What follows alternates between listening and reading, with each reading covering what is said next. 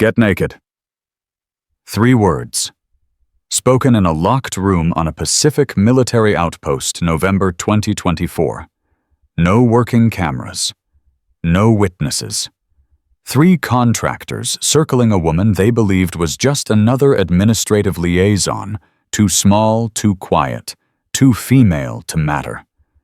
They didn't check her real credentials, didn't notice her breathing never changed, didn't see her fingers brush the hidden sensor stitched into her waistband, because the woman they shoved against that wall wasn't logistics. She was Commander Celine Vance, Navy SEAL, Tier 1, embedded with authority to burn their entire operation before sunrise. Subscribe now, stay until the end, and comment your city below. Let's see how far this story travels.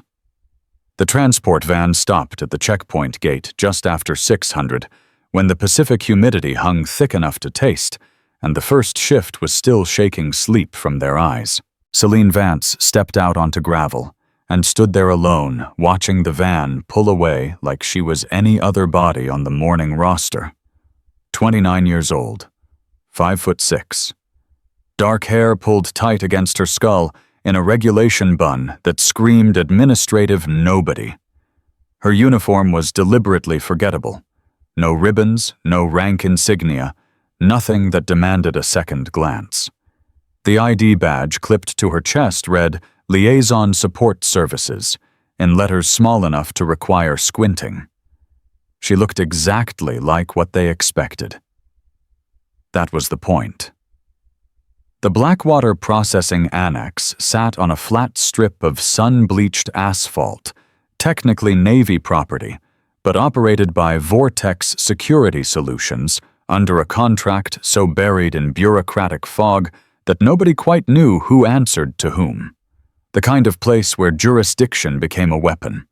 The kind of place where men with contractor badges spoke like they wore stars. She'd studied the incident reports for 3 months before requesting this assignment. 6 women. 6 transfers. 6 complaints marked resolved internally with 0 follow-up documentation. The pattern was textbook isolation, intimidation, silence, and always the same location stamp, PI Zone 4, Private Integrity Zone. Even the name made her jaw tight. A contractor at the gate leaned back in his chair, coffee cup dangling from 2 fingers, eyes sliding over her like she was furniture. He was thick through the shoulders, unshaven, wearing a vortex patch that looked like it had been sewn on during a hangover. ID, he said. Not a question. Not a request. She handed it over without expression. He glanced at the badge, then at her face, then back at the badge. Something flickered in his eyes, not recognition, something worse. Calculation. You here for records or command watch? Neither. He paused mid-chew on whatever was in his mouth. Then what are you, some kind of inspector? Liaison support. She kept her voice flat, unremarkable. Administrative coordination for the quarterly audit. 2 other men had drifted closer, now positioning themselves at her peripheral vision like they'd done this before. One was tall and lanky, with a smirk that lived permanently on his face. The other stood behind her left shoulder close enough that she could smell his aftershave, cheap chemical aggressive. The lead contractor, his badge, read Cole M. Tapped his tablet with theatrical slowness. Huh, he muttered. Systems showing an ID mismatch. Tags aren't syncing with the DoD relay. It was nonsense. She knew it. He knew she knew it. But that wasn't the point.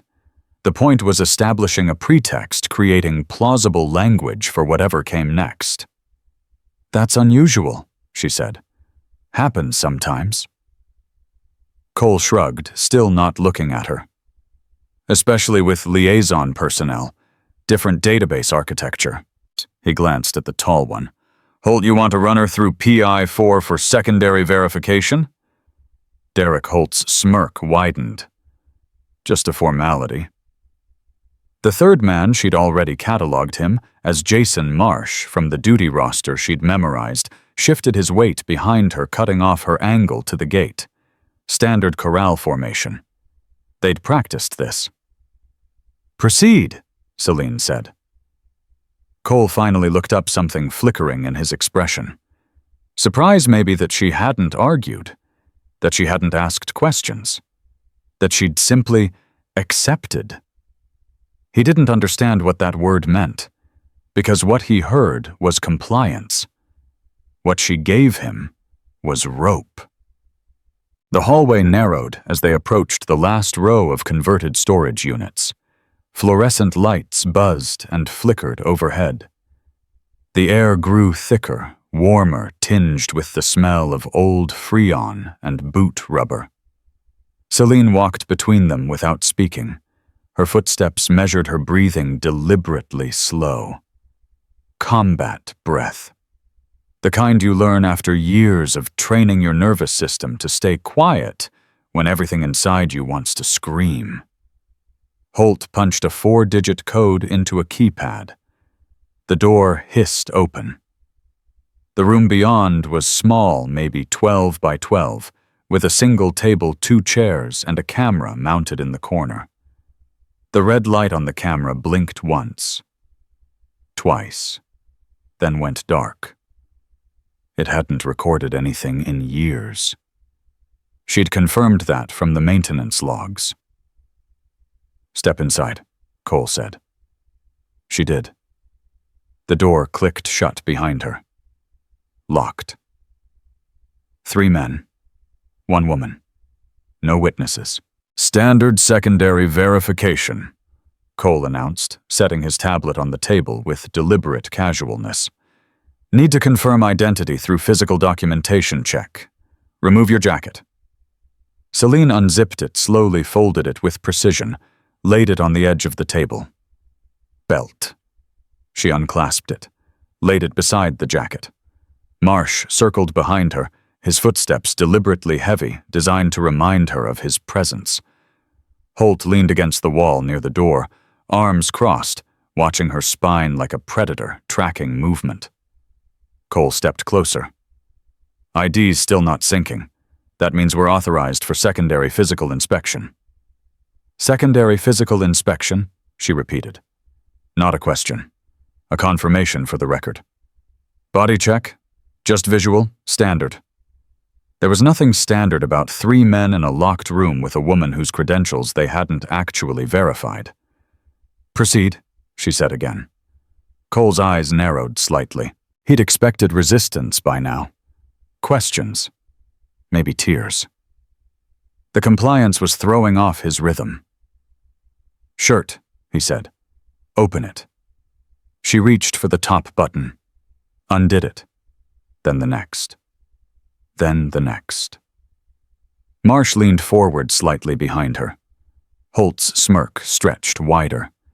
She could feel their anticipation thickening the air, that specific frequency of male entitlement that believed silence meant surrender, that believed a woman who didn't scream was a woman who'd already given up.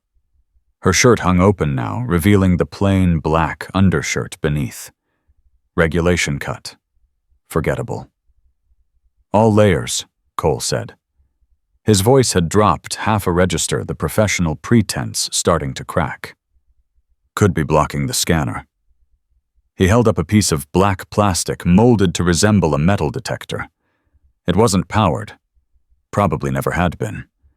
But he waved it along her arms, her ribs lower close enough to feel the heat of her body without technically touching skin. "Not getting a clear reading," he said. "Theatrical. Practiced. We're going to need all layers off." Celine looked at him directly. "Clarify." Something flickered in his expression, excitement maybe that she was finally engaging, finally showing something. "I said remove all layers." He stepped closer, close enough that she could smell the coffee on his breath. "Visual inspection, full compliance required." She held his gaze for one long beat. "Say it clearly." He grinned. He thought it was submission, thought she was stalling, delaying the inevitable, trying to preserve some shred of dignity before she gave in. He leaned closer, voice dropping to a whisper. "Get naked." The room didn't change. The air didn't shift. But something happened in that moment, something the three men didn't see because they weren't trained to recognize it. Celine's breathing deepened. Not faster. Deeper. Combat rhythm. 4 counts in 4 counts, hold 4 counts out.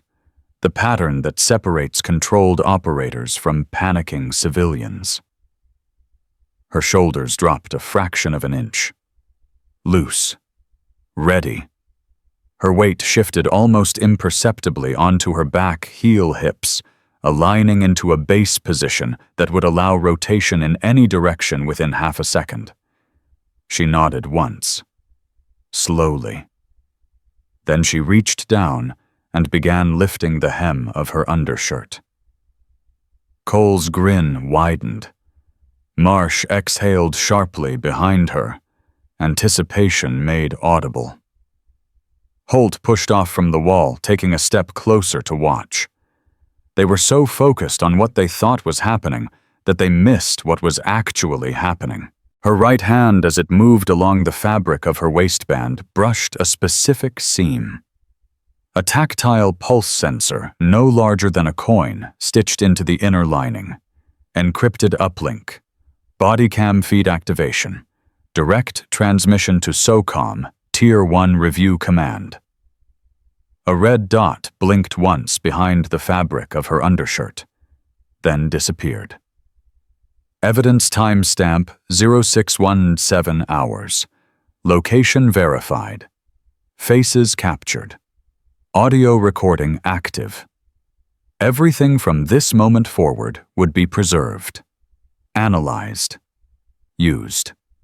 She'd given them exactly what they wanted, the illusion of power. Now she'd take everything else.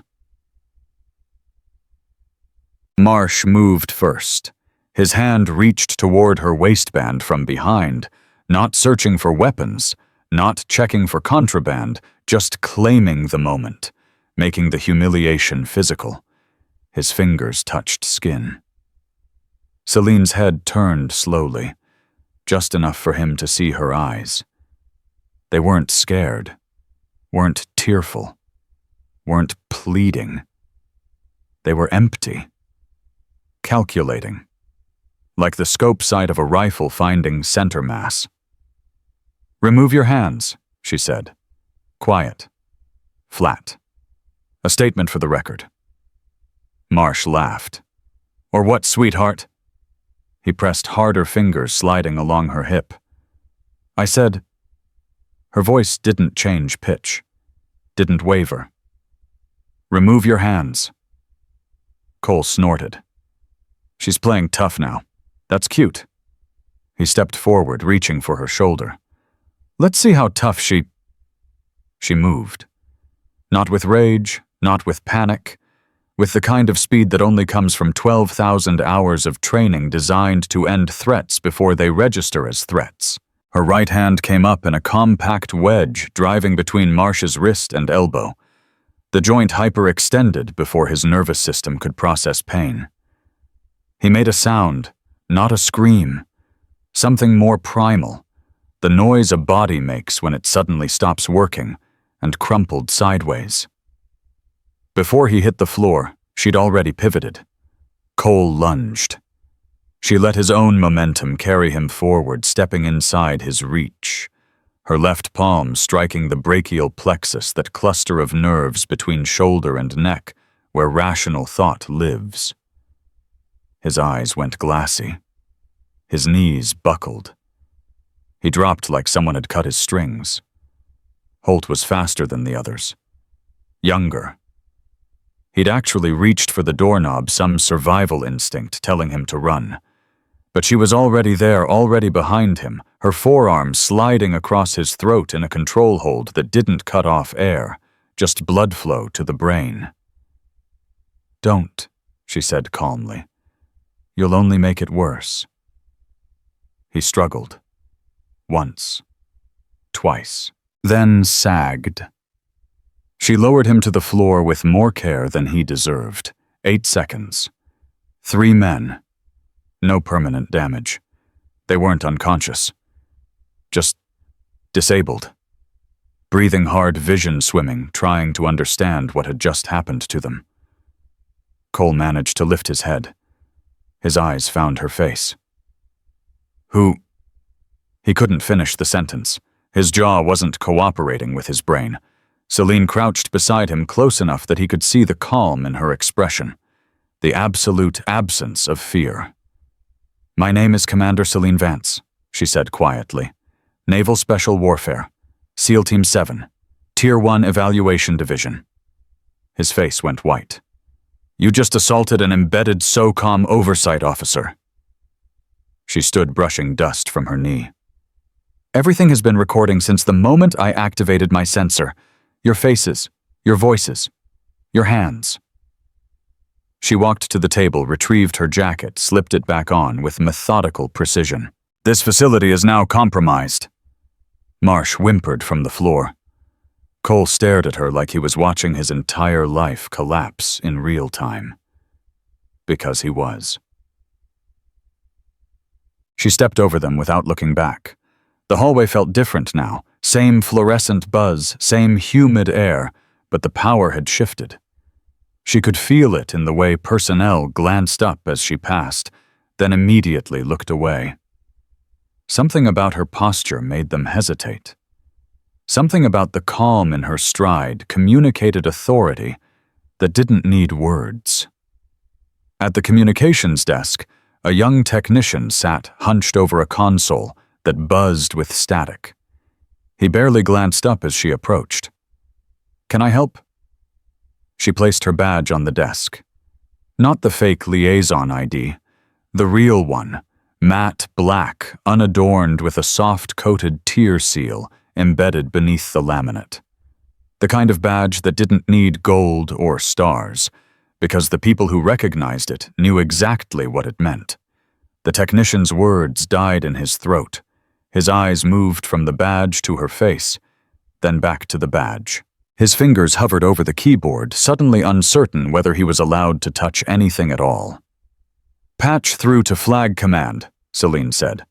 Authorization code, SEAL NES Key Victor 4 Tier. He didn't argue, just typed. The screen flared with encryption protocols cycling through verification layers, then greenlit a secure satellite channel direct uplink to SOCOM internal review. Channel is live, he whispered. She leaned toward the microphone. Priority escalation. Officer-level assault documented on DoD-cleared liaison under fabricated security protocol. Immediate lockdown authorization requested for contractor ID prefix Vortex. Site designation Lima 427. A pause, then a quiet chime. Acknowledgement received. The technician stared at her with something approaching awe. Who do I say made the call? Celine picked up her badge, looked at him with an expression that wasn't unkind, just absolute. Commander Vance, Naval Special Warfare Command, SEAL Tier 1 Evaluation Division. She turned and walked toward the corridor without another word. Behind her, the base began to shut itself down. Within 60 seconds, every active badge tied to Vortex's system flashed red. Authorization revoked. Within 2 minutes, the perimeter gates locked. Within 4 minutes, the helipad pinged with a redirect signal from a naval police gunship stationed 50 miles east. Within 6 minutes, Colonel Reeves, the base commander, who'd signed off on Vortex's contract renewal 3 times in 2 years, received a message on his secure terminal that made him set down his coffee cup with trembling hands. Command authority suspended. Investigation pending. Do not leave facility. And in PI Zone 4, 3 men lay on the floor of a room that had been their hunting ground for 18 months, finally understanding what they'd never bothered to learn, that silence isn't weakness, that compliance isn't surrender, and that sometimes the most dangerous person in any room is the one who lets you believe you're in control, right up until the moment you're not.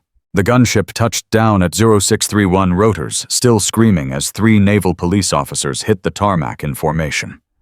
No advance warning, no coordination with base security, just the kind of arrival that rewrote chain of command before anyone had time to fake composure.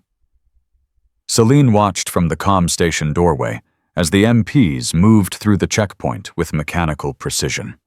Visors down, weapons secured but visible. Every step communicating a message that didn't need words. This is no longer your facility. The lead officer, a warrant officer named Torres with tier-level clearance insignia on his shoulder, found her within 90 seconds. He didn't salute, didn't ask questions, just handed her a tablet showing real-time satellite feed of the base perimeter and said, 3 targets confirmed in holding position. Awaiting your directive, Commander. No interviews, Celine said.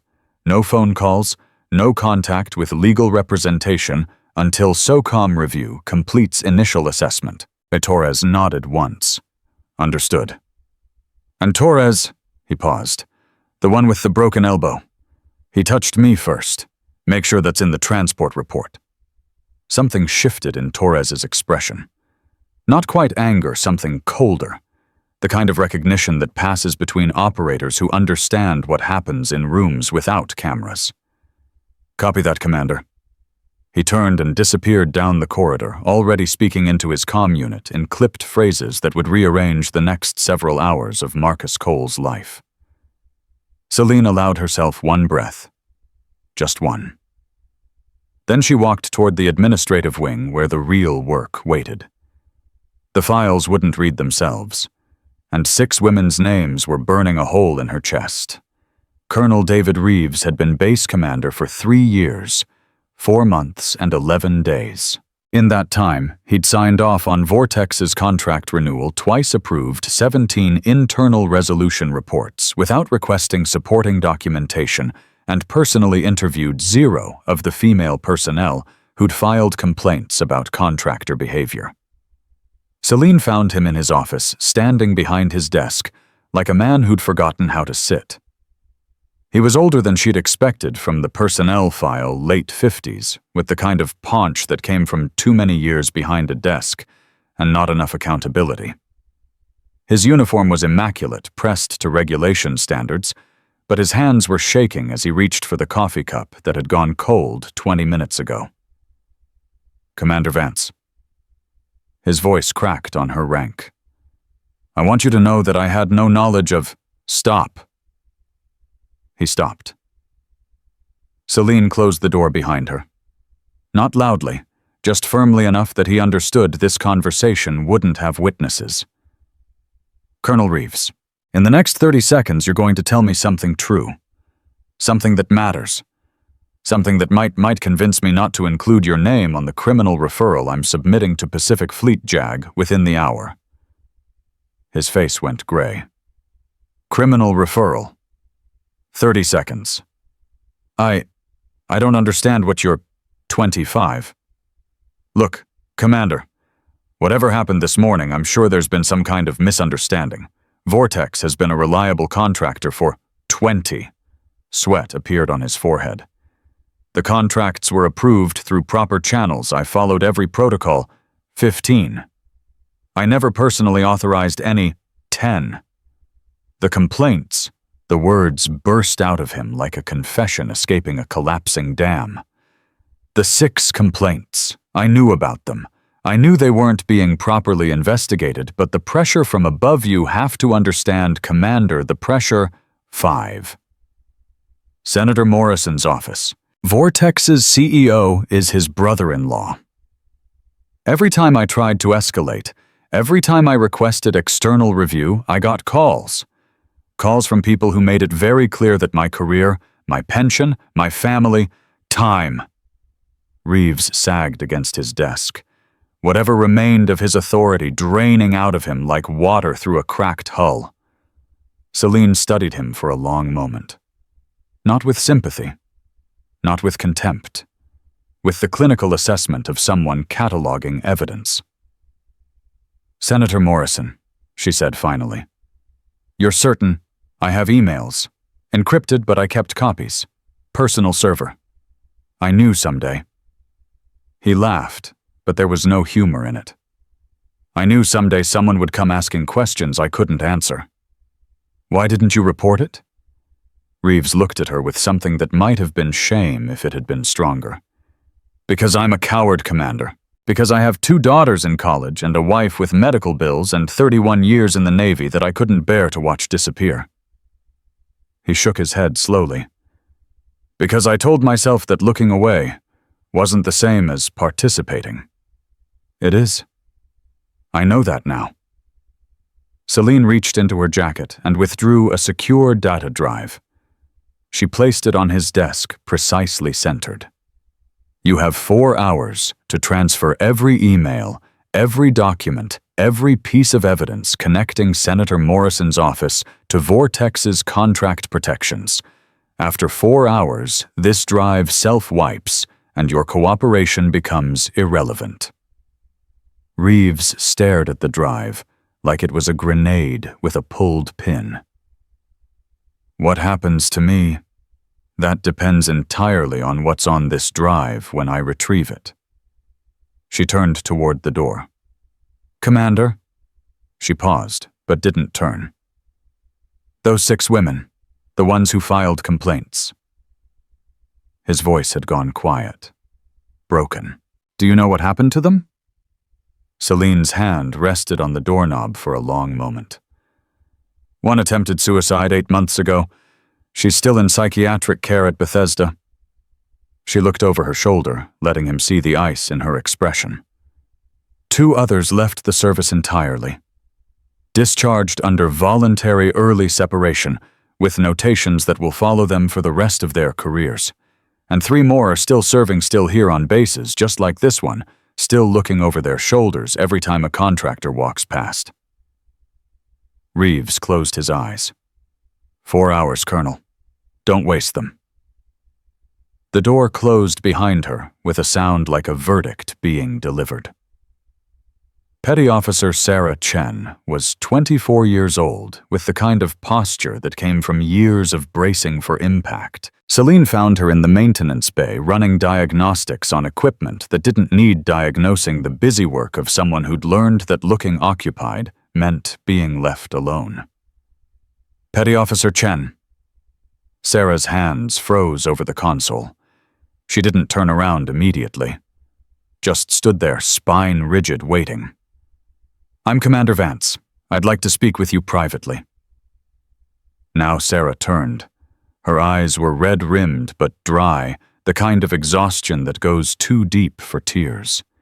She looked at Celine's uniform, at the matte black badge still clipped to her chest, at the face of a woman who'd walked out of PI Zone 4, while 3 men were carried out. "I saw what you did," Sarah said quietly. "Through the hallway window. I saw you walk out and I saw them." She swallowed. "I saw them on the floor." "I know. Everyone's talking about it. They're saying you're SEAL, that you're some kind of Sarah." Celine stepped closer, keeping her voice low enough that passing personnel couldn't hear. "I'm not here to talk about what I did. I'm here to talk about what happened to you." Sarah's composure cracked. Just a fraction. A tremor in her jaw that she immediately controlled. "I filed 3 reports," she said. 3. The first one they said I misunderstood the situation. The second one they said I needed sensitivity training. The third one..." She laughed, but it came out more like a cough. "The third one they told me I should consider whether the Navy was really the right fit for someone with my temperament." "Who told you that?" "Colonel Reeves. Personally." Celine's expression didn't change, but something behind her eyes went very still. "What happened in that room, Sarah?" The truth. Sarah looked at her for a long moment, measuring, deciding. The same thing that almost happened to you. Except I wasn't. Her voice broke. I wasn't trained like you. I didn't know how to fight. I didn't know how to make them stop. I just stood there and let them. That's not your fault. I know.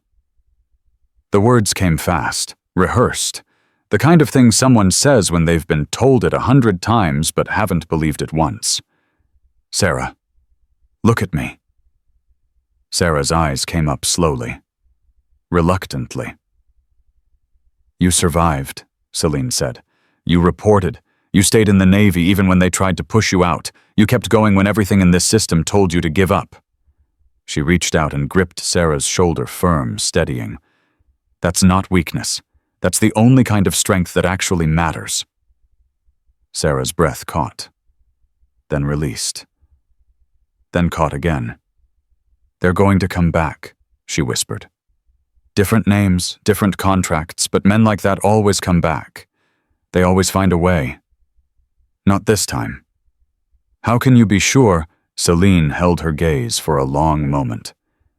Because I'm going to burn the system that protected them, all the way to the top. And I'm going to make sure there's nowhere left for them to hide. Sarah stared at her. Something was shifting behind her eyes, the first fragile stirring of something that might have been hope. What can I do? Right now, nothing. Stay visible. Stay with people you trust. Don't let anyone isolate you for any reason.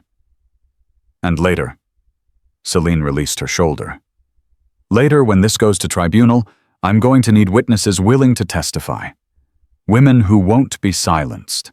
Women who'll look the review board in the eye and tell them exactly what happened in rooms like PI Zone 4. Sarah straightened. Not much. Just enough to notice. I can do that. I know you can. Celine took a step back. That's why I found you first. She turned to leave, then paused. Sarah, one more thing. Yes, Commander.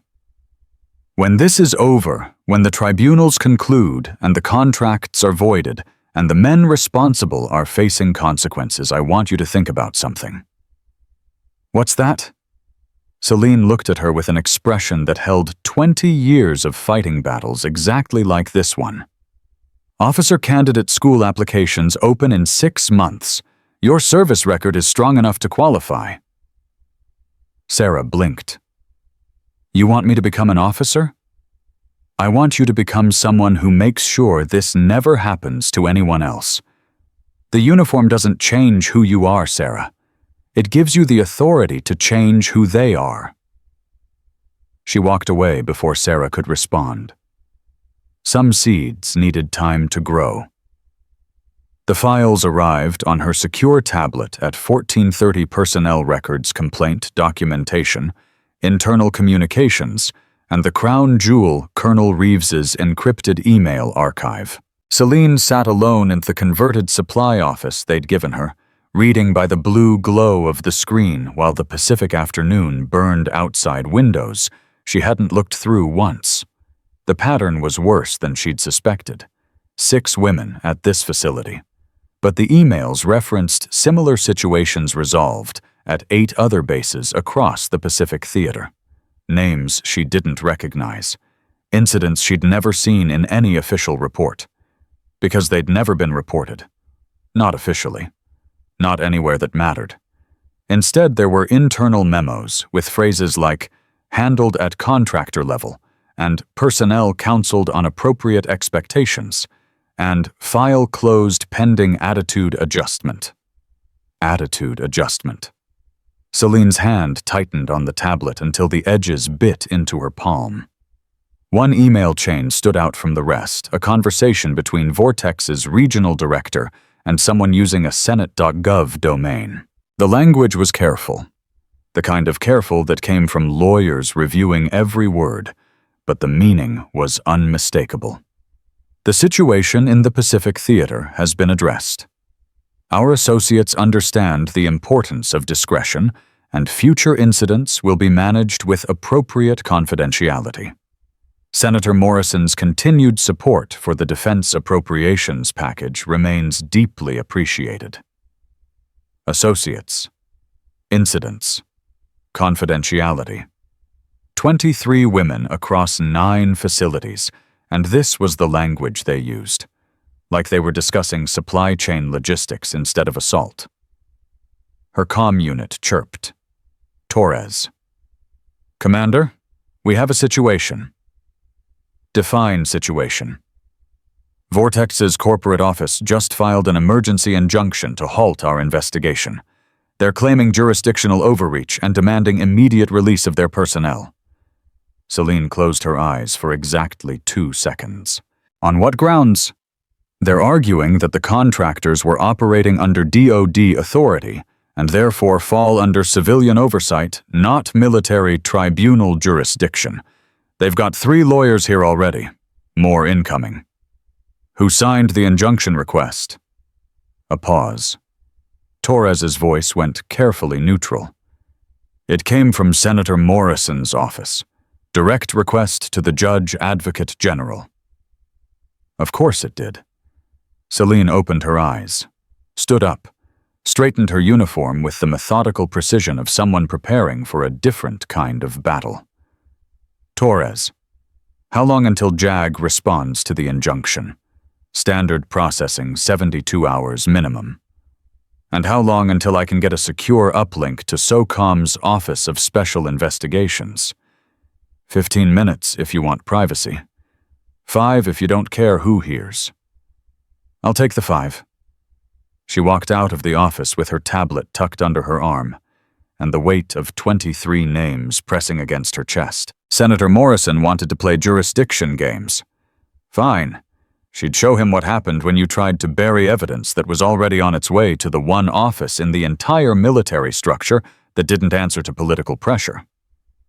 The lawyers arrived at 1500 sharp, 3 of them, in suits that cost more than a petty officer's annual salary, carrying briefcases full of documents designed to create doubt, delay, and confusion. The lead attorney was a woman in her 50s named Patricia Ashworth. Silver hair, pulled back in a style that probably had its own name in fashion magazines Celine had never read. She walked into the command center like she owned the building and everyone in it. Commander Vance. Not a greeting, an identification. I represent Vortex Security Solutions and by extension the contractual interests of the Department of Defense. I'm here to inform you that your actions this morning have triggered multiple liability concerns and will be requesting immediate cessation of all detention activities pending judicial review. Celine didn't stand, didn't adjust her posture, just looked up from her tablet with the expression of someone who'd faced down actual enemy combatants and found lawyers significantly less intimidating. Ms. Ashworth, your clients are being held under military jurisdiction for assault on a commissioned officer during an official evaluation. That's not a liability concern. That's a court-martial offense. The circumstances of the alleged assault are currently under dispute. There's no dispute. I have body cam footage. Ashworth's expression flickered. Just barely. Body cam footage obtained without proper consent protocols. Obtained during the commission of a crime. Consent protocols don't apply when your clients are in the process of forcing a woman to remove her clothes. Commander, I understand you may have felt threatened, but Vortex has strict policies against Ms. Ashworth. Celine stood now, slowly letting her full height and the weight of everything she represented fill the space between them. Let me be very clear about something. I am not a frightened civilian you can overwhelm with legal terminology. I am not a junior officer you can intimidate into backing down. And I am certainly not someone who's going to let 3 men who sexually assaulted me walk free because a senator's brother-in-law doesn't like the optics. Ashworth's jaw tightened. You're making very serious accusations. I'm making documented accusations, with evidence. That's currently being reviewed by SOCOM's Office of Special Investigations. Celine smiled, but it didn't reach her eyes. Do you know what that office does, Ms. Ashworth? Silence. They investigate crimes that cross jurisdictional boundaries, crimes that involve political interference, crimes that someone has tried very, very hard to bury. She picked up her tablet, turned it so Ashworth could see the screen. Crimes like falsifying 23 incident reports across 9 military facilities over a period of 18 months. Ashworth's face went pale. I don't know what you think you... Senator Morrison's office contacted JAG 45 minutes ago requesting an emergency injunction. Interesting timing, don't you think? Almost like someone knew exactly which levers to pull. Celine set the tablet down. Here's what's going to happen. You're going to walk out of this facility. You're going to tell your clients that their contractors are facing federal charges. And you're going to explain to Senator Morrison that if he continues to obstruct this investigation, his name will appear in the final report, right next to the men who thought they could assault women without consequences. Ashworth opened her mouth, closed it, opened it again. This isn't over, Commander. No, Celine agreed. It's not. But when it is, I won't be the one explaining to a review board why I tried to protect rapists. Ashworth turned and walked out without another word. Her associates followed in silence. Torres appeared in the doorway 30 seconds later, watching the lawyers disappear down the corridor. Commander, that was necessary. I was going to say impressive. Celine sat back down, pulling up the next file on her tablet. Torres, how many personnel on this base have been here longer than 18 months? Maybe 60. Why? Because I need to know who saw something, who knew something, who stayed silent because they thought no one would ever come asking questions. She looked up at him with eyes that held no compromise. I'm going to ask now, and I'm going to keep asking until everyone who participated in covering this up understands that silence is no longer an option. Torres nodded slowly. Where do you want to start? Celine pulled up a list of names. Supervisors, duty officers, anyone with authority over the areas where the incidents had occurred. The ones who signed off on internal resolutions. The ones who looked the other way. The ones who decided their careers mattered more than the women they were supposed to protect. She stood tablet in hand, ready to do what she'd been trained for. Not combat, not infiltration. Something harder. The long, grinding work of holding people accountable when the entire system was designed to let them escape. The first supervisor broke at 1847. His name was Lieutenant Commander James Harwick, 46 years old, 19 years in the Navy, and exactly the kind of career officer who'd learned that protecting the institution meant protecting its secrets. He'd signed off on 4 of the 6 internal resolution reports at this facility, each one stamped with language so carefully neutral it could have been written by a machine. Celine sat across from him in the small conference room Torres had secured, watching the sweat bead along his hairline, as he realized that the woman asking questions wasn't going to accept the usual deflections. I followed protocol, Harwick said for the 3rd time. His voice had gone thin, reedy. Every report was processed according to established guidelines. Established by whom? By command, by the standing orders for contractor-related incidents. Show me. Harwick blinked. What? The standing orders, the protocol document, the official Navy regulation that says when a female service member reports sexual assault by a contractor, the appropriate response is to mark the complaint resolved internally and transfer her to a different duty station.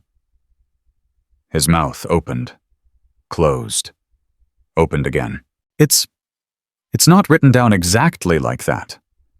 Then how is it written? It's understood. Everyone knows how these things are handled. Celine leaned forward slightly.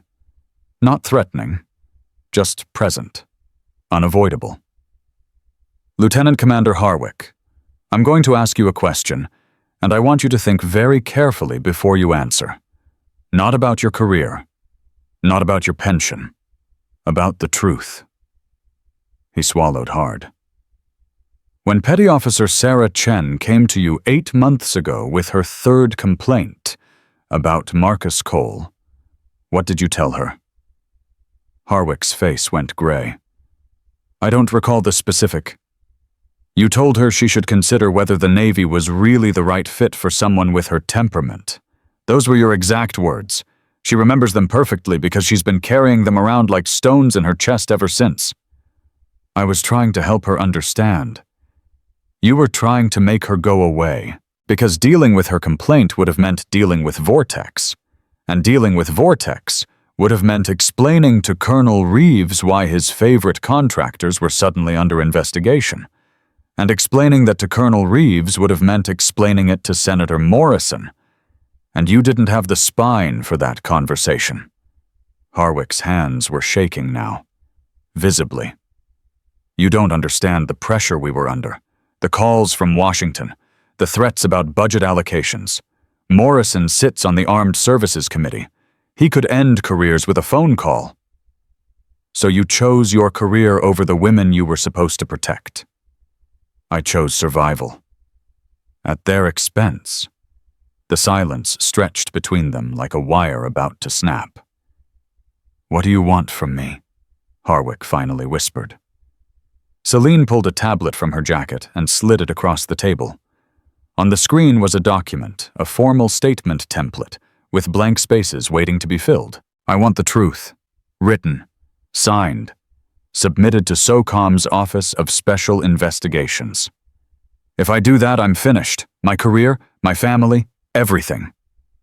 If you don't do that, you're complicit in a cover-up that spans 9 military facilities and involves a sitting United States senator. She held his gaze without blinking.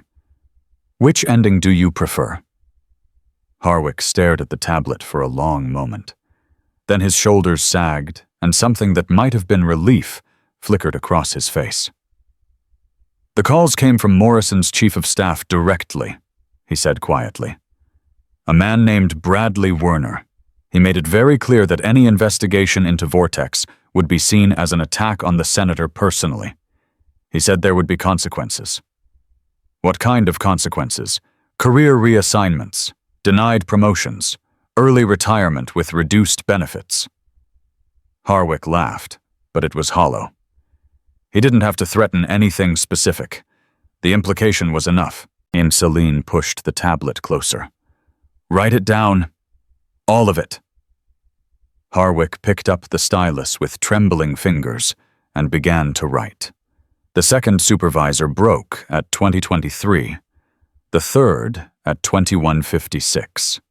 By midnight, Celine had 7 signed statements, a trail of documented intimidation that led directly to Senator Morrison's office, and a headache that pulsed behind her eyes like a second heartbeat. Torres found her in the corridor outside the interview rooms, leaning against the wall with her eyes closed. Commander, you need to sleep. I need to finish. You've been going for 18 hours. The investigation will still be here in the morning. Celine opened her eyes. So will the lawyers. So will the political pressure. So will everyone who wants this to disappear before it reaches the wrong desks. SOCOM has the evidence.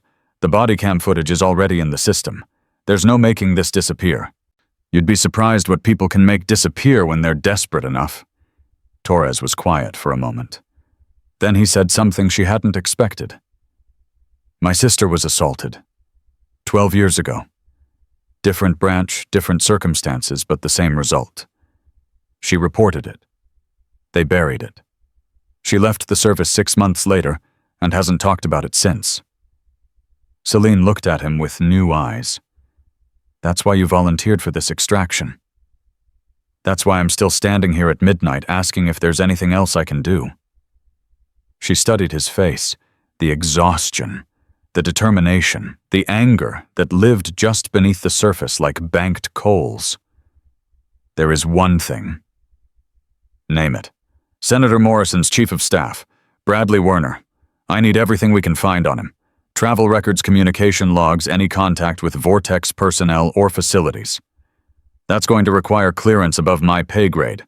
Then get creative. Use back channels. Call in favors. She'd pushed off from the wall, straightening her spine, despite the fatigue dragging at her bones. Because tomorrow morning Patricia Ashworth is going to come back with reinforcements, and I need ammunition that makes her bosses more afraid of the truth than they are of Morrison. Torres nodded slowly. I know a guy in naval intelligence. He owes me. Then call him. Now. He turned to go, then paused. Commander, for what it's worth, what you're doing here, the way you're doing it, my sister would have wanted someone like you in her corner. Celine didn't know how to respond to that, so she just nodded and watched him walk away. Then she went back to work. The call came at 0347. Celine had been reviewing the 9th statement when her secure comm unit buzzed with an incoming transmission from a number she didn't recognize. She answered it on the 3rd ring. Commander Vance. Commander, this is Captain Elizabeth Rawlings, SOCOM, Office of Special Investigations. The voice was crisp, professional, with an undercurrent of something that might have been urgency. I've been reviewing the evidence package you submitted 6 hours ago. And I need you to understand something before we proceed. The scope of what you've uncovered extends significantly beyond contractor misconduct at a single facility. Celine's hand tightened on the comm unit. How significantly? We've been investigating Senator Morrison's connections to defense contractors for 18 months. Vortex was on our radar, but we didn't have the evidence to move forward.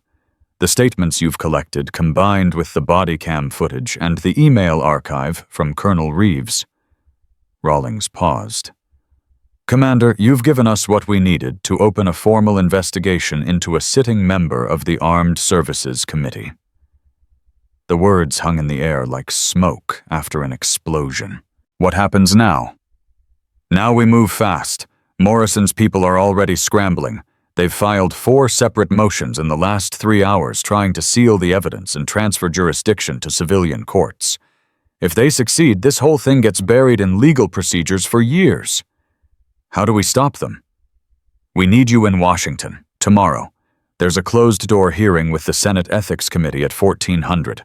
Originally scheduled to address unrelated procurement concerns, but we've arranged to have the agenda expanded. You want me to testify? I want you to tell them exactly what happened in that room, what you saw, what you documented, what those men did, and what the system did to protect them. Celine closed her eyes for a moment. She thought about the 6 women whose names she'd memorized, the 23 across 9 facilities. The years of silence and suppression and careers destroyed because someone decided that contractor relationships mattered more than human beings. I'll be there. Good. There's a transport leaving at Aero 600. Torres will have your credentials. Captain Rawlings. Yes. What happens to Senator Morrison if this works? A pause. When Rawlings spoke again, her voice had lost its professional distance. If this works, Commander, he'll face the same accountability that every other criminal faces when they think their power makes them untouchable. Another pause. And if it doesn't work, if they manage to bury this despite everything you've done, then we start over. We find new evidence. We build new cases. We keep fighting until the people responsible understand that silence is not surrender. The line went dead. Celine sat in the darkness for a long moment, listening to her own heartbeat. Then she started packing. The transport lifted off at 0612, carrying Celine and a security detail of 4 MPs across the Pacific, toward a confrontation that had been building for longer than she'd been alive. Torres had come to see her off, standing at the edge of the helipad with a folder tucked under his arm. Got something for you, he'd said, handing it over. My contact in naval intelligence came through. Inside the folder was Bradley Werner's complete communication history for the past 3 years. Travel records showing 14 visits to Vortex facilities. Email threads discussing personnel management strategies that read like instructions for systematic cover-ups. And one photograph that made Celine's blood run cold. Werner Morrison and Marcus Cole, standing together at a fundraising event in San Diego 18 months ago, smiling like old friends. They knew each other, she'd said quietly. More than that. Cole was Werner's roommate at Georgetown. They've been connected for 20 years. The implications had settled into her chest like ice. This wasn't just a corrupt contractor network. It was a system built by people who'd known each other for decades, who'd placed their friends in positions of power, who'd constructed an architecture of protection that spanned military facilities and congressional offices and everything in between. And she was about to try to tear it down with nothing but testimony and evidence and the stubborn belief that truth still mattered. The transport hit turbulence somewhere over the Pacific, jolting Celine out of the half-sleep she'd fallen into. She checked her watch. 8 hours until the hearing. 8 hours to prepare for questions she couldn't predict from people who might already have decided the outcome. Her tablet buzzed with an incoming message. Encrypted channel. Unknown sender. She opened it. Commander Vance. We know who you are. We know what you're planning to say. Consider this a professional courtesy. There are powerful people who will not allow this investigation to proceed. Your evidence can be discredited. Your testimony can be undermined. Your career can be ended. Walk away now and nothing happens. Continue, and you will discover exactly how far we are willing to go to protect our interests. This is your only warning. Celine read the message twice, then a third time. Then she typed a response. My father was Master Chief David Vance. 20 years ago, he died protecting female recruits from men exactly like the ones you're trying to protect. The official report said training accident. We both know what really happened. I've spent 6 years becoming the kind of person who could finish what he started. I've trained. I've waited. I've watched your system crush women who deserved justice, while men who deserved prison collected pensions. You think threats will make me walk away? You don't know who you're dealing with. See you at the hearing. She hit send. Then she closed her eyes and thought about her father's face the way she remembered it from before everything changed. The strength in his jaw, the kindness in his eyes, the way he'd held her hand at her mother's funeral and promised that he would always protect the people who couldn't protect themselves. He'd died keeping that promise. Now, it was her turn. The transport landed at Andrews Air Force Base at 11:47, giving Celine exactly 2 hours and 13 minutes to review her testimony, meet with Captain Rawlings, and prepare for what might be the most important conversation of her life. Rawlings was waiting on the tarmac with 2 aides and an expression that suggested the morning had already delivered several unwelcome surprises. Morrison knows, she said, without preamble, falling into step beside Celine as they walked toward the waiting vehicles. Someone leaked the agenda change. His office has been making calls all morning. It's been what kind of calls? The kind that remind people about campaign contributions, committee assignments, favors owed and favors due. Rawlings's jaw tightened. 3 committee members have already indicated they may have scheduling conflicts this afternoon. They're trying to kill the quorum. They're trying to delay until they can mount a proper defense. If they can push the hearing back even a week, they'll have time to coordinate their story, discredit your evidence, and turn this into a he said, she said that goes nowhere. Celine stopped walking. Rawlings stopped with her. How many members do we need for a quorum? 7. We currently have 6 confirmed. Who's the holdout? Rawlings hesitated. Senator Patricia Okonkwo, She chairs the subcommittee on military personnel. She's been on the fence all morning, and Morrison's people have been working her hard. What do they have on her? Nothing direct, but her daughter just started at Georgetown Law, and Morrison sits on the board of a foundation that funds scholarships there. The implication was clear. Vote the wrong way, and suddenly that scholarship becomes much harder to maintain. Celine thought for a moment. Then she pulled out her tablet and scrolled through the files until she found what she was looking for.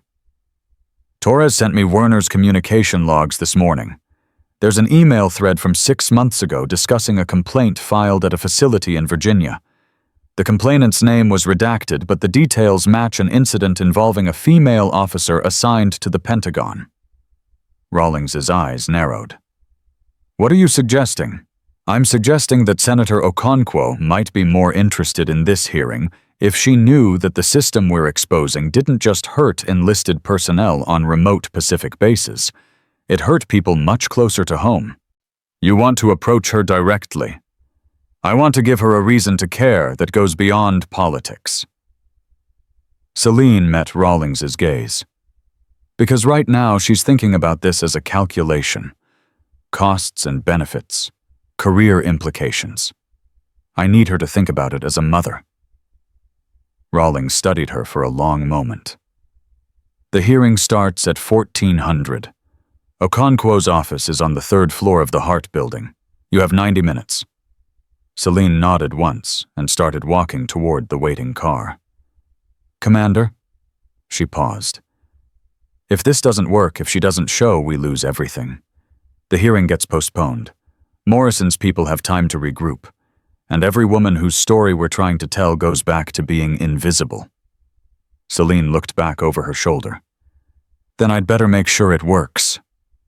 Senator Patricia Okonkwo was 58 years old, with the kind of presence that came from 30 years of fighting battles most people didn't even know existed. She'd been the first black woman elected to the Senate from her state, the first female chair of the Military Personnel Subcommittee, and according to Torres's research, a mother whose daughter had nearly dropped out of college 2 years ago after an incident that was never officially reported. Celine found her in her office alone, staring at a photograph on her desk. Senator, thank you for seeing me. Okonkwo didn't look up immediately. When she did, her eyes held the wariness of someone who'd been approached by too many people with too many agendas.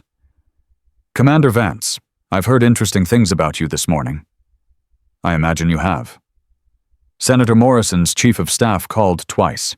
He was very concerned about the integrity of this afternoon's proceedings. I'm sure he was. Okonkwo leaned back in her chair, studying Celine with the careful attention of someone who'd learned to read people the way most people read books. Tell me something, Commander. Why are you here? Not the official reason, the real one. Celine didn't hesitate.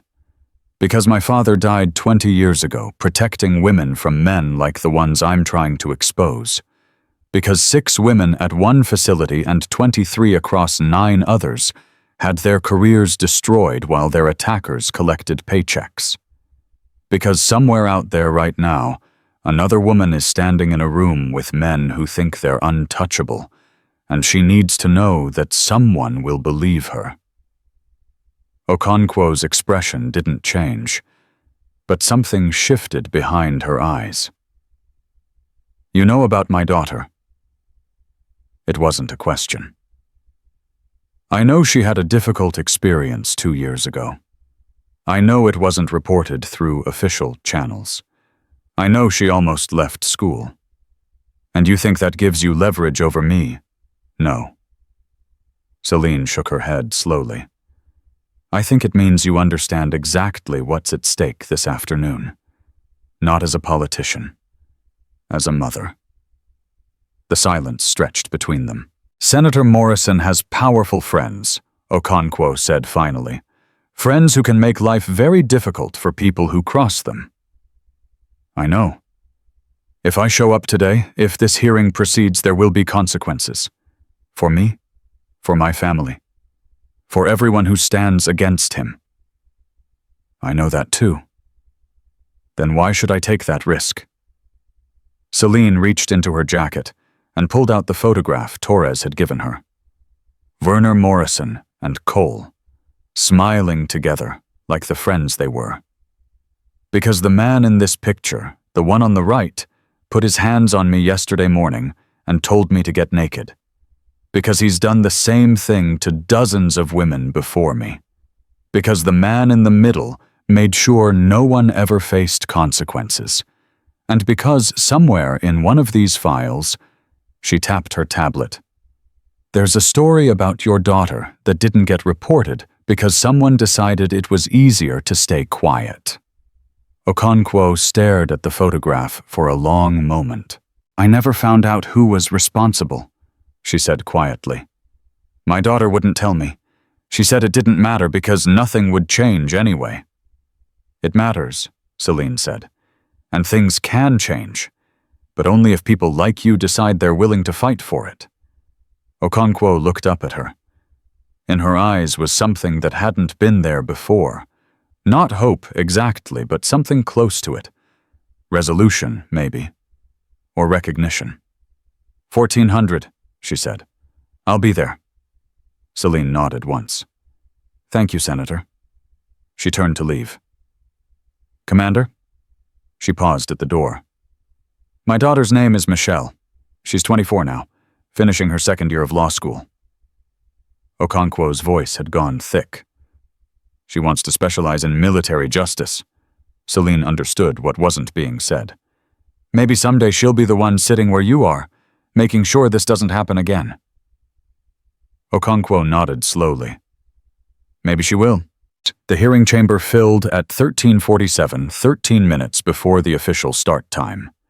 Celine sat at the witness table with her hands folded in front of her, watching the senators file in one by one.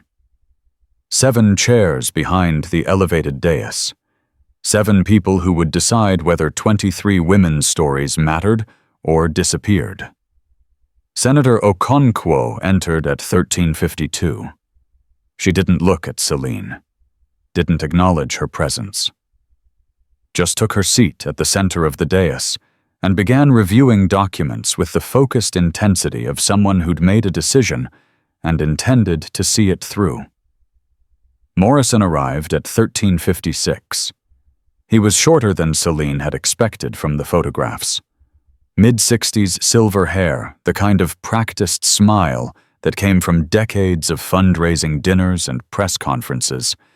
He wore a navy suit that probably cost more than her monthly salary and carried himself with the easy confidence of someone who'd never faced a consequence he couldn't negotiate away. Their eyes met for exactly 2 seconds. In that brief moment, Celine saw recognition flicker across his face. Not of her specifically, of what she represented. A threat. A problem. Something that needed to be managed.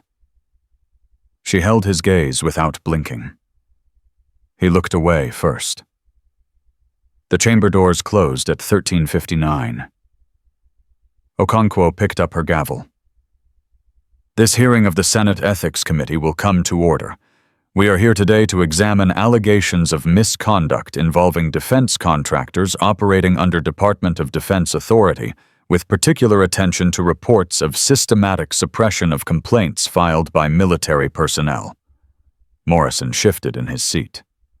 Our first witness is Commander Celine Vance, Naval Special Warfare Command, currently assigned to SOCOM's Tier 1 Evaluation Division. Commander Vance, please raise your right hand. Celine stood, raised her hand. Do you swear that the testimony you are about to give is the truth? The whole truth, and nothing but the truth? I do. Please be seated. You may begin your statement. Celine had prepared remarks. 57 pages of documentation evidence summaries and carefully constructed arguments designed to walk the committee through the scope of what she'd uncovered. She set them aside. Senators, yesterday morning at approximately 0617 hours, I was sexually assaulted by 3 contractors employed by Vortex Security Solutions at a facility designated Blackwater Processing Annex in the Pacific Theater. The room went still. I was conducting an undercover evaluation of contractor compliance with military personnel protocols.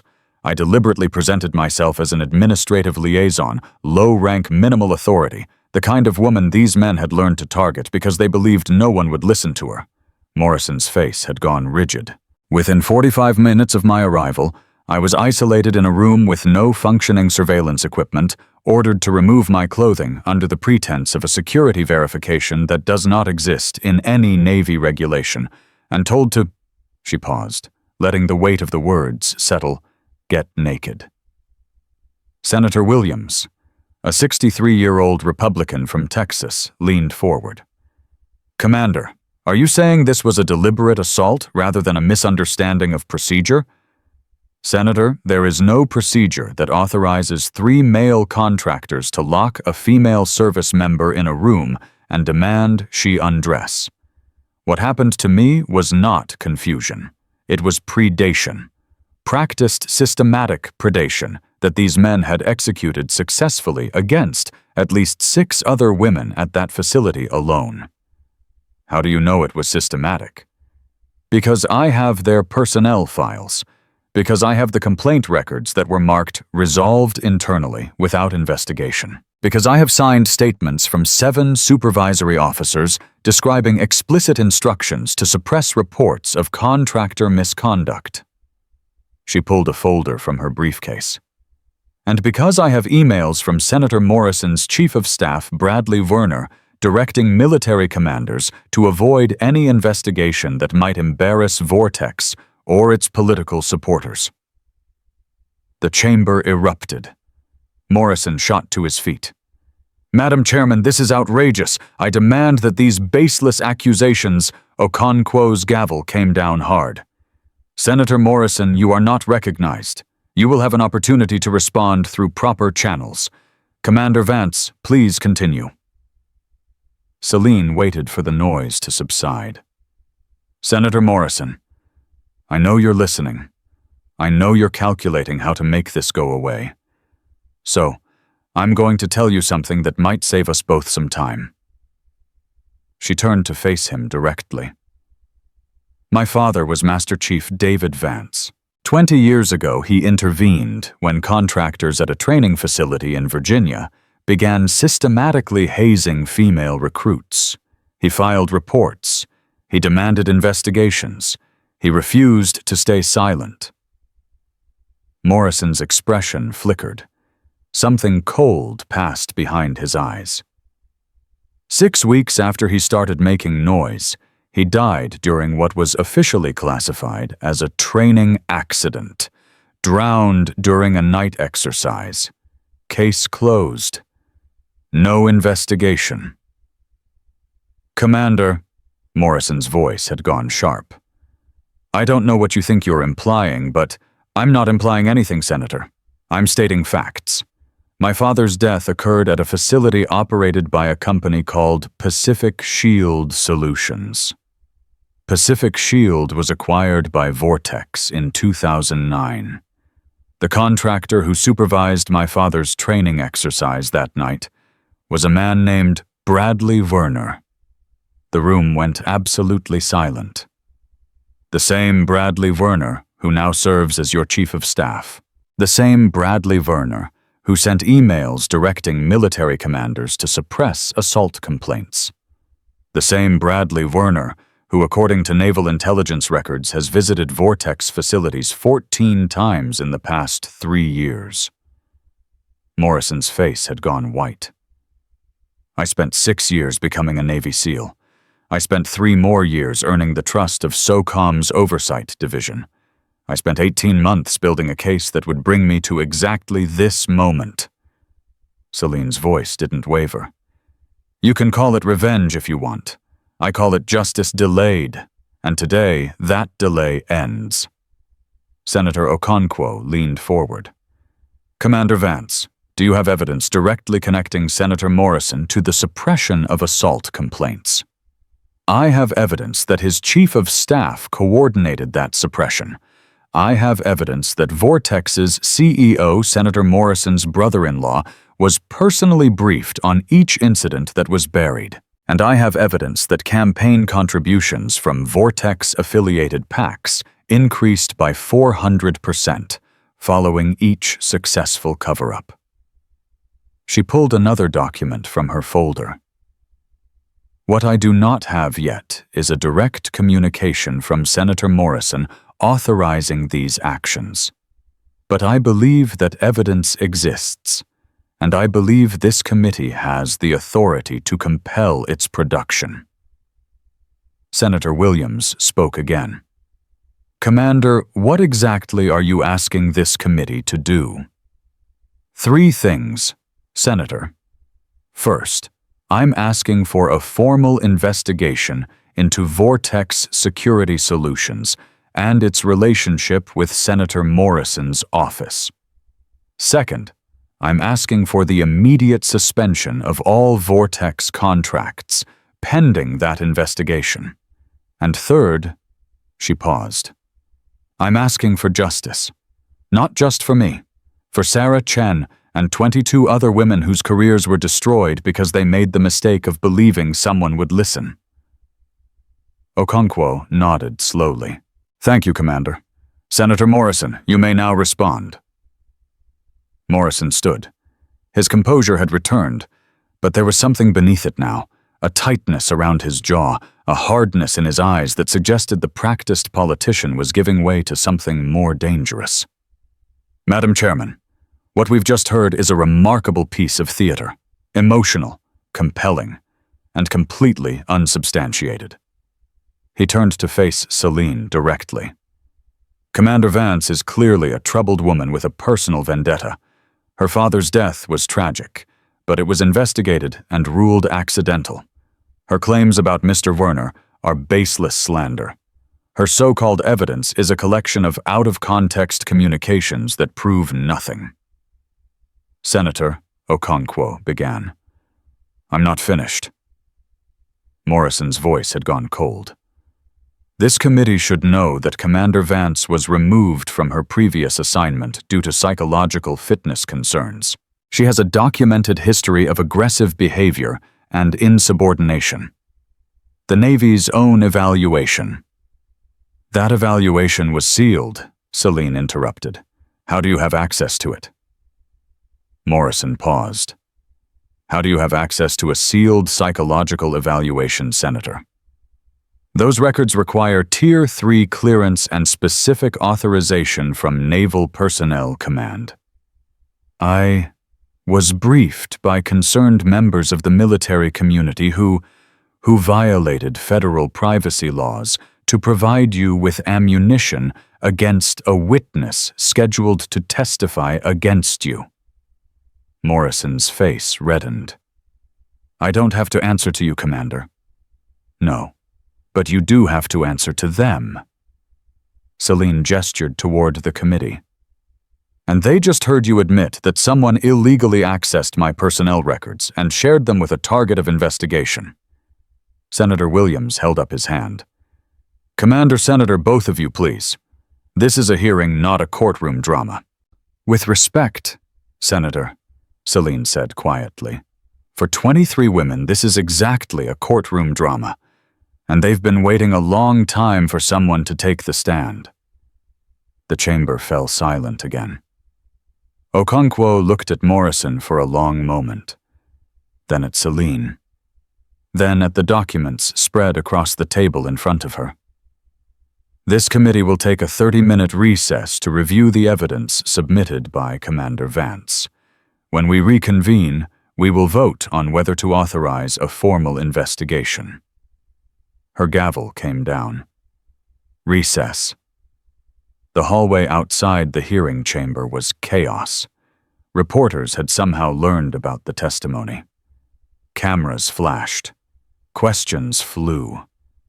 Security personnel formed a barrier around Celine. As she pushed through toward the private conference room Captain Rawlings had secured. Commander Vance! Commander Vance! Is it true You physically assaulted 3 contractors. Commander, what's your response to Senator Morrison's claims about your psychological fitness? Commander, can you confirm your father's death is connected to this investigation? She didn't answer. Didn't slow down. Just kept moving until the conference room door closed behind her and the noise faded to a muffled roar. Rawlings was waiting inside her expression, unreadable. That was either brilliant or catastrophic. I can't decide which.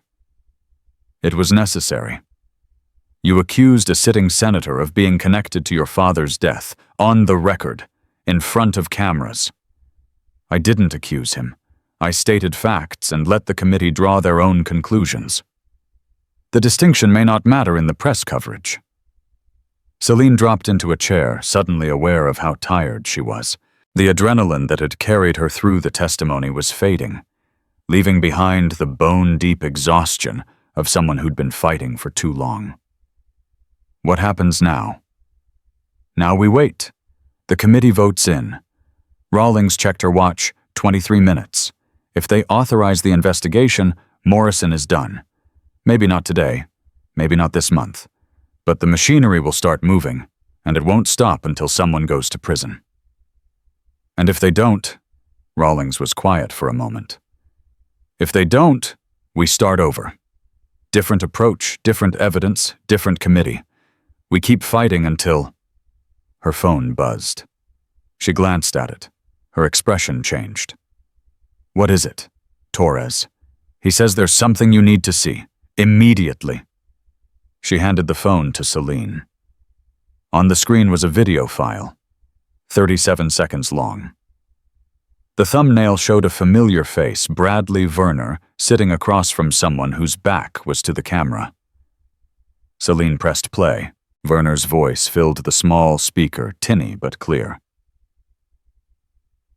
Understand that the Vance situation needs to be handled permanently.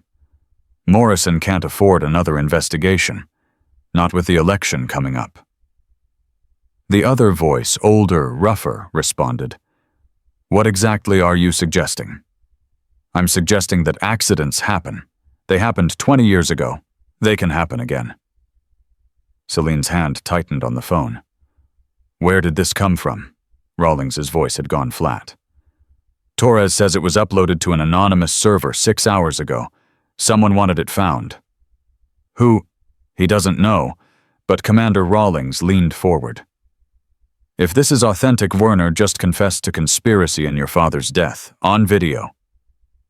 Celine stared at the screen. 20 years. 20 years of questions. 20 years of wondering if she was chasing ghosts or justice. And now, in 37 seconds of grainy video, she had an answer. Get this to the committee, she said quietly, before they vote. Commander, if we introduce new evidence during a recess, get it to them. Rawlings studied her face for a long moment. Then she nodded. I'll need 5 minutes. You have 3. Rawlings grabbed the phone and disappeared through the door. Celine sat alone in the silence, watching the frozen image of Bradley Werner on the screen. Her father's face surfaced in her memory. The way he'd looked the last time she saw him, tired but determined, carrying the weight of something he couldn't talk about, but couldn't let go. I'm almost there, Dad, she whispered. Almost. The door burst open. Rawlings stood in the doorway, breathing hard. They've seen it. Okonkwo's calling an emergency session. Morrison's people are trying to block it, but she's overriding them. And you need to get back in there. Now. Celine stood, straightened her uniform, walked toward the door. Commander. She paused. Whatever happens in the next hour, you did something today that matters, regardless of the outcome. Celine nodded once. Then she walked back into the storm. The hearing chamber had transformed during the recess. More senators had arrived, not just the original 7, but others who'd heard about the testimony and wanted to witness whatever was coming next. Security had doubled. The press section was overflowing. And at the center of it all, Senator Morrison sat with his lawyers huddled around him, their faces pale, their whispers urgent. He knew. Celine could see it in the rigid set of his shoulders, the way his eyes kept darting toward the door as if calculating escape routes. Whatever confidence he'd projected before had cracked, revealing something desperate underneath. Okonkwo called the session to order. Before we proceed to the vote, new evidence has been submitted that requires immediate consideration. I am entering into the record a video recording dated 14 months ago, featuring Bradley Werner, Chief of Staff, to Senator Morrison, discussing what appears to be a conspiracy related to the death of Master Chief David Vance. Morrison shot to his feet. Madam Chairman, this is completely improper, introducing evidence during a recess without proper authentication. The evidence has been authenticated by naval intelligence within the last 7 minutes, Senator. If you have concerns about its validity, you are welcome to request an independent review. But this committee will see it. Now. The chamber screens flickered to life. Werner's face appeared. His voice filled the room. Understand that the Vance situation needs to be handled permanently. Celine watched Morrison's face as the video played, watched the color drain from his cheeks, watched his lawyer's frantic whispers grow more desperate, watched 20 years of buried truth finally surface. When the video ended, the silence was absolute. Okonkwo's voice cut through it like a blade. Senator Morrison, would you care to explain why your Chief of Staff is discussing the permanent handling of the Vance situation in terms that suggest violence? Morrison's mouth opened, closed, opened again. I had no knowledge of this conversation. Whatever Mr. Werner may have said or done, it was without my authorization or Senator.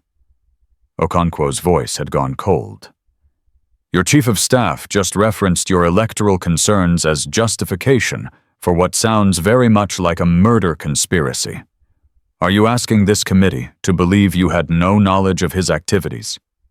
I'm asking this committee to follow proper procedure rather than proper procedure. Okonkwo leaned forward. For 20 years, proper procedure has been used to bury assault complaints, silence victims, and protect men who believed their power made them untouchable. Today, proper procedure ends. She turned to the committee. I call for an immediate vote on authorization of a full investigation into Vortex Security Solutions, Senator Morrison's office, and any related parties. All in favor? 7 hands rose. Celine's heart stopped. 7 out of 7. Unanimous. Okonkwo's gavel came down. The investigation is authorized. Senator Morrison, you are hereby notified that your office will be subject to document preservation orders effective immediately. Any attempt to destroy evidence will be treated as obstruction of justice. Morrison stared at her, at Celine, at the wreckage of everything he'd built. Then he turned and walked out of the chamber without another word. His lawyers scrambled to follow. The room erupted in chaos, reporters shouting questions, senators conferring security personnel trying to maintain order. But Celine didn't hear any of it.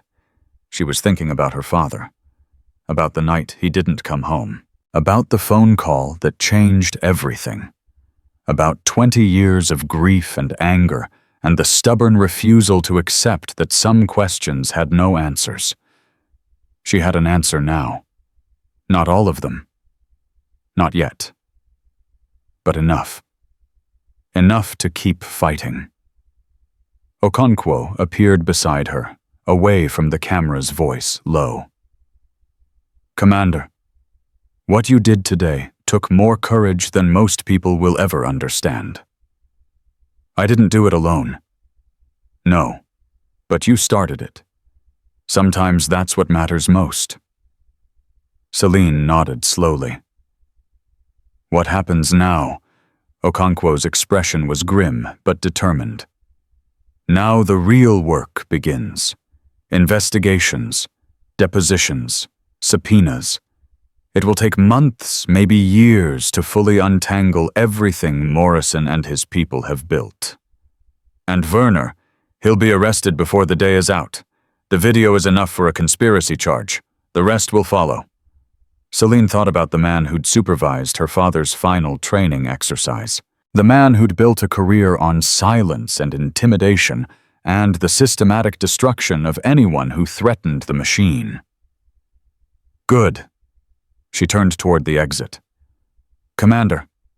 She paused. Your father would be proud of you. Celine didn't trust herself to respond.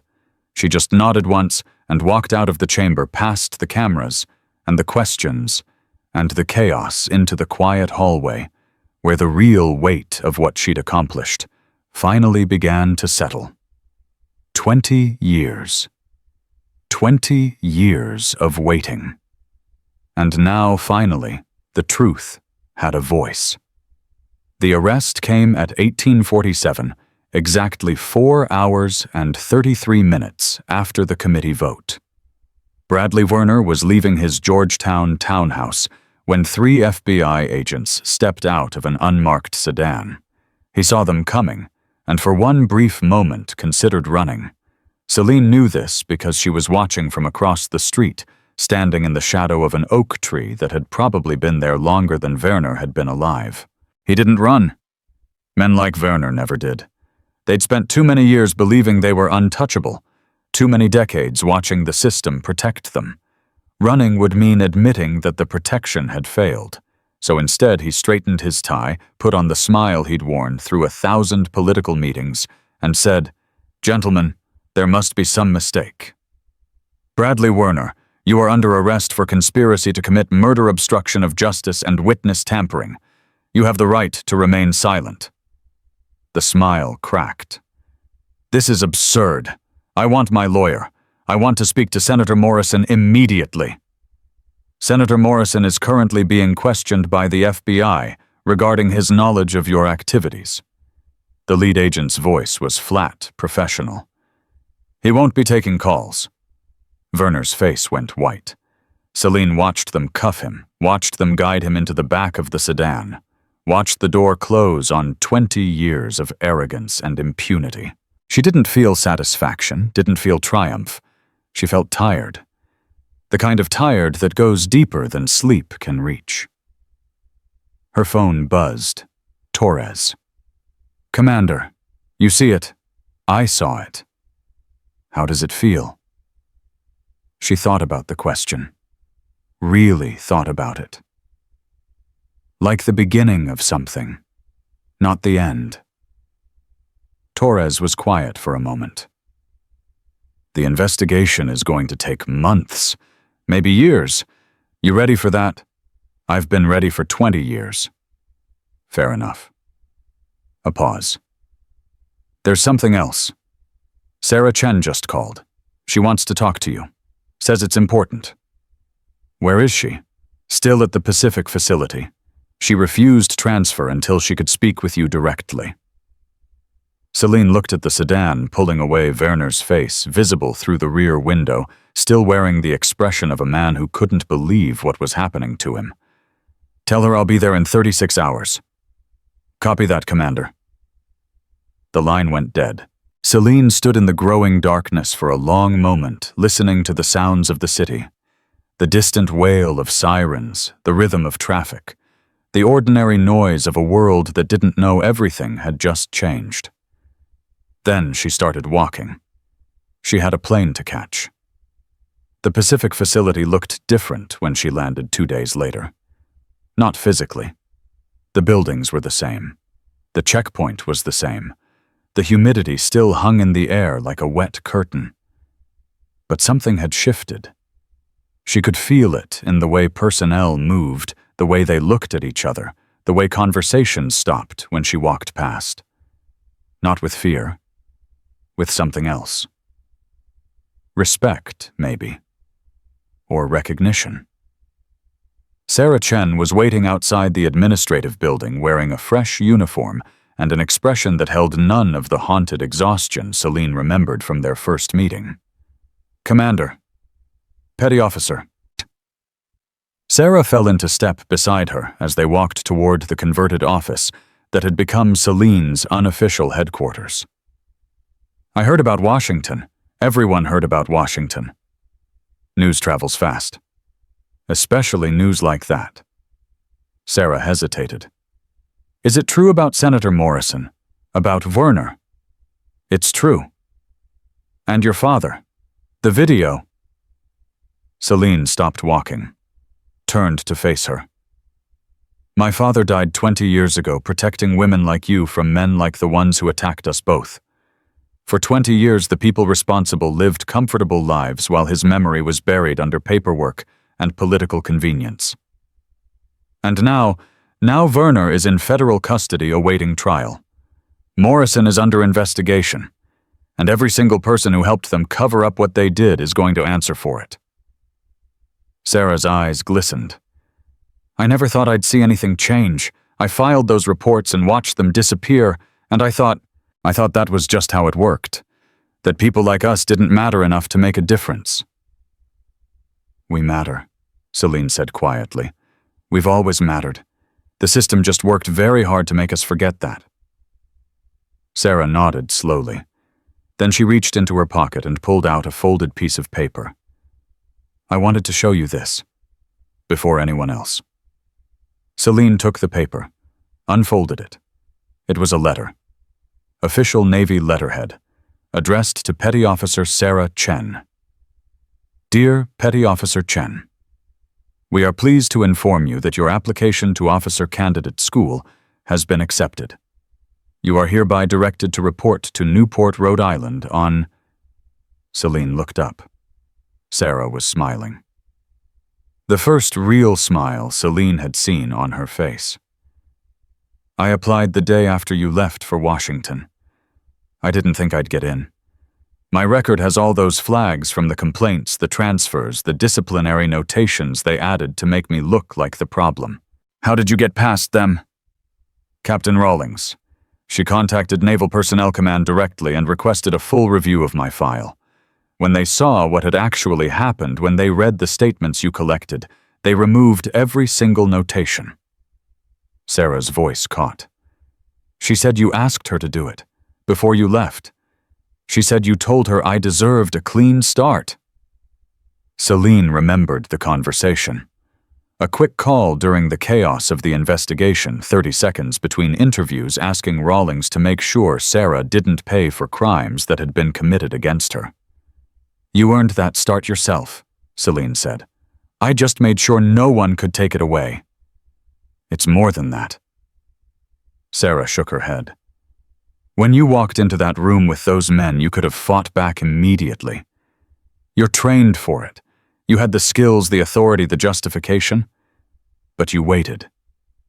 You let them incriminate themselves. You gathered evidence that could be used to take down the entire system. That was the mission." "No." Sarah's voice had gone fierce. "That was courage, a different kind of courage. The kind that says, I will endure this moment of violation so that no one else has to. The kind that puts justice ahead of personal revenge." Celine didn't know how to respond. "I want to be like that someday," Sarah continued. "Not just an officer, not just a leader, someone who sees the bigger picture, someone who fights for people who can't fight for themselves." "You already are." Sarah's eyes widened. "You filed 3 reports knowing nothing would happen. You stayed in the Navy when everyone wanted you to leave. You refused transfer until you could speak with me." Celine reached out and gripped her shoulder. "That's not weakness, Sarah. That's the foundation of everything that matters." Sarah blinked rapidly, swallowed. "Thank you, Commander." "Don't thank me. Just keep going. Become the officer you're meant to be. And when you get there, when you're the one with authority and power and the ability to make decisions, remember what it felt like to be invisible. Remember what it cost." I will. Good. Celine released her shoulder. Now, you said you had something important to tell me. What is it? Sarah's expression shifted. More serious now. The woman who uploaded that video of Werner. The anonymous source. What about her? I know who she is. Celine went very still. How? Because she came to me 2 days ago. Asked me to keep her secret until you got back. Sarah reached into her pocket again and pulled out a small card. She said when you were ready, you should meet her here. Celine looked at the card. An address in Honolulu. A time. Tomorrow, 1400. Who is she, Sarah? She said her name was Elena. Elena Werner. Celine's breath caught. Werner's wife, ex-wife, divorced 8 years ago. She's been collecting evidence ever since.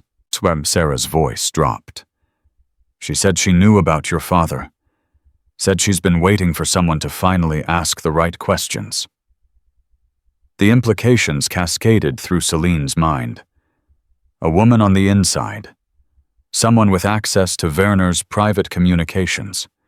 Someone who'd been building a case for nearly a decade, waiting for the right moment, the right person, the right opportunity. Why now? She saw the hearing, saw you testify, saw you name your father, and refused to back down. Sarah paused. She said you reminded her of someone she used to know, before Werner destroyed everything good in her life. Celine stared at the card for a long moment.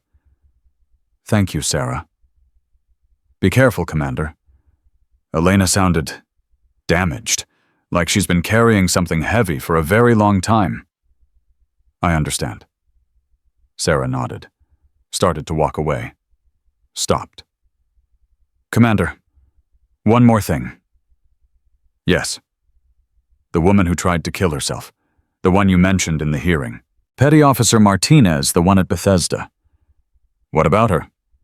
She's being transferred to outpatient care next week. Her doctors say she's made remarkable progress in the last few days. Sarah's voice softened. They said she saw the hearing on television, saw you name her without naming her, saw someone finally fight for her. Celine closed her eyes. Is she going to be okay? She's going to try. That's more than she could say a week ago. The weight of those words settled into Celine's chest, not as burden, as purpose. Thank you for telling me. Thank you for giving her a reason to try. Sarah walked away. Celine stood alone with the card in her hand and the Pacific wind on her face and the knowledge that the story wasn't over. It was just beginning. Elena Werner was 53 years old, with silver hair and eyes that held the particular emptiness of someone who'd learned to stop hoping a long time ago. She was waiting at a corner table in a Honolulu cafe when Celine arrived, a cup of tea growing cold in front of her, her hands wrapped around it like she needed something to hold on to. Commander Vance. Mrs. Werner. Elena, please. A ghost of a smile. I stopped being Mrs. Werner the day I realized who I'd married. Celine sat across from her. You uploaded the video. I uploaded a lot of things, to a lot of people, for a lot of years. Elena's voice was flat, practiced. No one ever listened. No one ever cared. Until you. Why me? Elena looked at her for a long moment.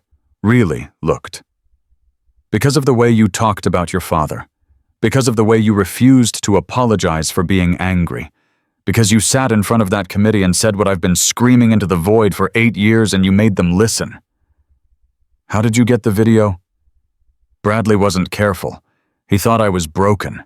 Thought the divorce had destroyed me. Elena's hands tightened around the cup. He was wrong. The divorce freed me, gave me access to everything he'd hidden, everything he thought was safe. I started copying files the day the papers were signed. That was 8 years ago. 8 years of collecting, 8 years of waiting. 8 years of watching him walk free while women like me, and like you, and like the ones in those reports, had our lives destroyed. Elena's voice cracked. I knew about your father, Commander.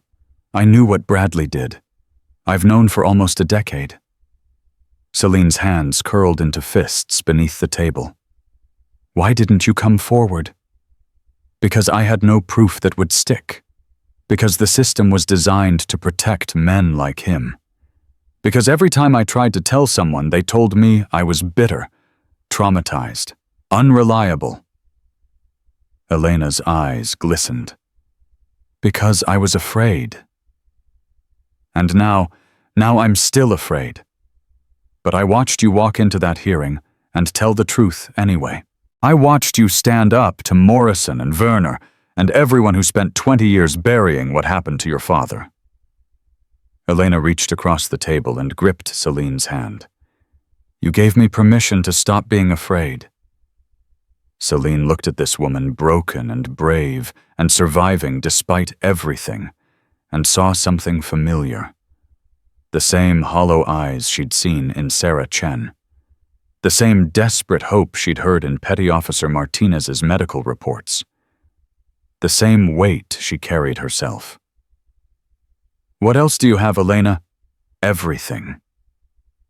The word came out like an exhale. Communications going back 15 years, financial records, names, dates, a complete map of everyone who participated in the cover-up. Including Morrison. Elena nodded slowly. Direct communications. Direct orders, in his own handwriting, authorizing payments to Vortex for services rendered. She pulled a flash drive from her purse and slid it across the table. It's all there. Every piece of evidence you need to finish what you started. Celine stared at the drive. Why didn't you include this in what you uploaded before? Because I wanted to give it to you personally. Because I wanted to look you in the eye and tell you that your father's death wasn't meaningless. Because I wanted someone to know that I tried, that I fought, that I didn't just give up. Elena's voice broke completely. I couldn't save my own life, Commander, but maybe I can help you save someone else's. Celine picked up the flash drive, turned it over in her palm. You did save lives, Elena. The women who are going to come forward because of what you've done. The ones who won't be silenced anymore. The ones who'll see that someone finally listened. Elena wiped her eyes with the back of her hand. Do you really believe that... I know it. They sat in silence for a long moment. Two women who'd been broken by the same machine finding something like peace in the wreckage. What happens now? Elena finally asked. Now I take this to Captain Rawlings. Now we build a case so airtight that Morrison can't escape.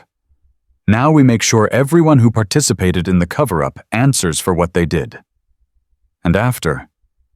Celine thought about the question. Really thought about it. After we make sure it never happens again.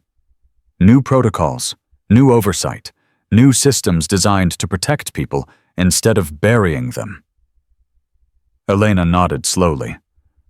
That sounds like a lot of work. It is. Will you have help? Celine thought about Sarah Chen heading to officer candidate school with a clean record and fire in her eyes. Thought about Torres working back channels to uncover the truth. Thought about Captain Rawlings fighting battles inside the system while Celine fought them outside. Yes, I'll have help. Elena managed a small smile. Good. You shouldn't have to do this alone. Neither should you. Celine reached across the table and squeezed Elena's hand. Whatever happens next, whatever the investigation uncovers, whatever the trials reveal, you're part of this now. You helped bring down an empire. Elena's eyes filled again. I just wanted someone to know the truth. Now everyone will. 6 months later, the verdicts came down. Bradley Werner guilty on all counts. Conspiracy to commit murder. Obstruction of justice. Witness tampering. 27 years federal prison, no possibility of parole. Senator James Morrison guilty of corruption, abuse of power, and accessory after the fact. Stripped of his seat. 15 years federal prison. Marcus Cole Derek Holt. Jason Marsh guilty of sexual assault, false imprisonment, and abuse of authority. 8 to 12 years each. Vortex. Security Solutions dissolved. All contracts terminated. Assets seized. Colonel David Reeves dishonorable discharge, forfeiture of pension, 3 years military prison. 14 other officers and contractors faced various charges. Every single one was convicted. And on the day the final verdict was announced, Celine stood at her father's grave in Arlington National Cemetery, holding a flag that had finally been presented with full honors. 20 years late, but not forgotten.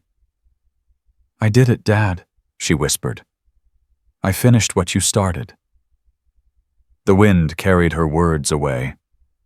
She stood there for a long time, remembering his face, his voice, the way he'd held her hand at her mother's funeral and promised to protect the people who couldn't protect themselves.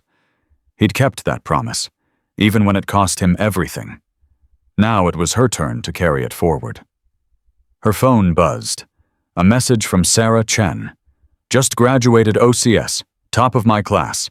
They're assigning me to the oversight division you recommended. Thought you should know." Celine smiled. Another message from Elena Werner. "Testified today. Felt like breathing for the first time in years. Thank you for giving me my voice back." Another from Captain Rawlings. "New protocols approved. Every contractor facility now requires independent Navy oversight. They're calling it the Vance Protocol. Your father would be proud." Celine looked at the messages, at the headstone, at the future stretching out ahead of her. She wasn't finished. There were more gray zones, more rooms without cameras, more women waiting for someone to believe them. But the system was changing. Slowly, painfully, one truth at a time. And somewhere out there, another woman was standing in a room with men who thought they were untouchable. Another woman was being told her complaints didn't matter. Another woman was being asked to stay silent for the sake of convenience. But now she would know something those women before her hadn't known. That silence wasn't the only option. That someone would listen. That the ones who said get naked would face someone who could make them answer for it. Celine touched her father's headstone one last time. Then she walked away.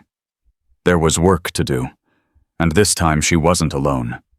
This time they were an army of survivors who'd finally learned that their voices were the most dangerous weapons of all. And they were just getting started.